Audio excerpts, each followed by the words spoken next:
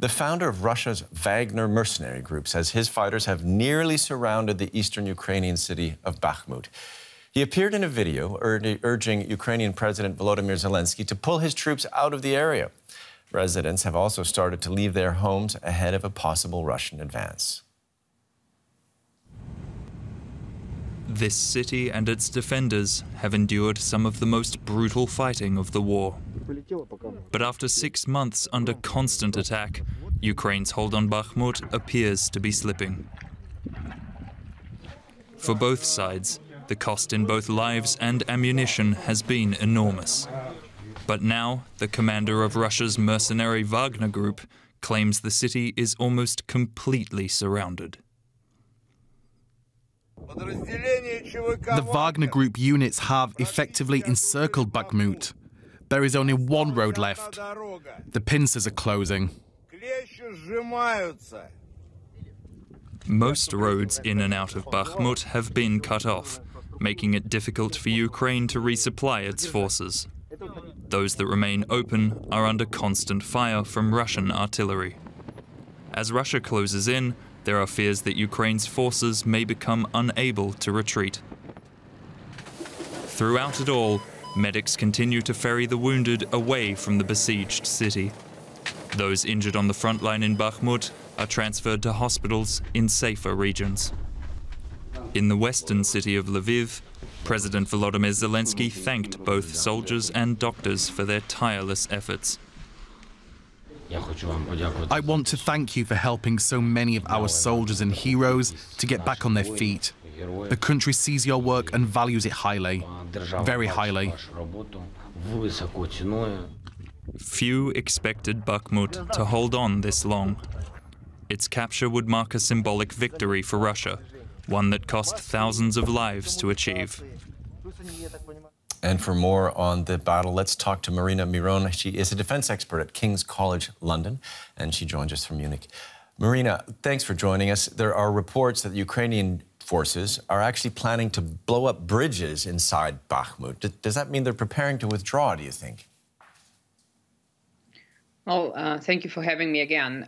We know that one bridge has been blown up so far, and by the Russians, that is, to severe Ukrainians' logistics and to make it more difficult for them to withdraw from Bakhmut.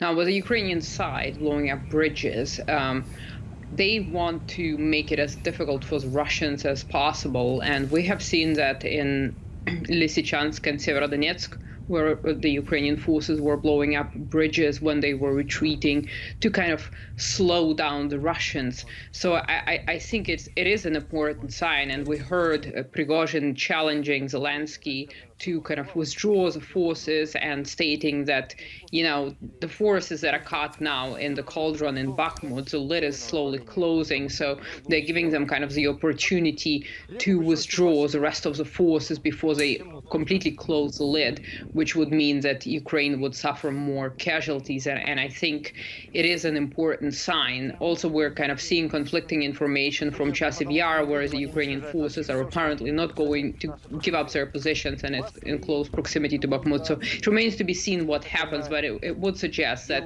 you know, the situation for the Ukrainian forces in Bakhmut has been decided, and that, you know, the Russians will be able to capture the city, even if it means that they will be slowed down and critical infrastructure, which the Russians could use, logistics, would be destroyed. And a setback that would be necessarily for the Ukrainian forces, but is it really a strategic defeat, or couldn't it allow them to launch a new offensive elsewhere? Well, the problem is that, first of all, the Ukrainian forces have lost a lot of manpower in Bakhmut. So it has been, for Russia, actually a kind of a symbolic strategic place. Also, other disagree. President Zelenskyy doesn't see any strategic value in Bakhmut. However, it has a strategic value from the information perspective, from the morale perspective. The Russians are going to use it. They're going to use it to increase the morale of their own troops, and they're going to use it to discredit the Ukrainians. And for President Zelenskyy, this victory is important to demonstrate the capabilities of the Ukrainian armed forces. Now, losing Bakhmut means that troops will have to fall back to a defense line line behind Bakhmut, which gives the Russians not only Bakhmut, but also a spring platform to be able to kind of launch counteroffensives deeper into the eastern part of Ukraine. So in military terms, it also has an importance. And so, with a crushed morale that the Ukrainian forces will be withdrawing from Bakhmut, it doesn't look very good for them. And the ability to launch a counteroffensive, they would need to receive reinforcements. And there is a question mark when they will arrive and when they will be sent. Okay, Marina Miron, a defense expert at King's College London, talking to us from Munich. Thank you so much. Thank you.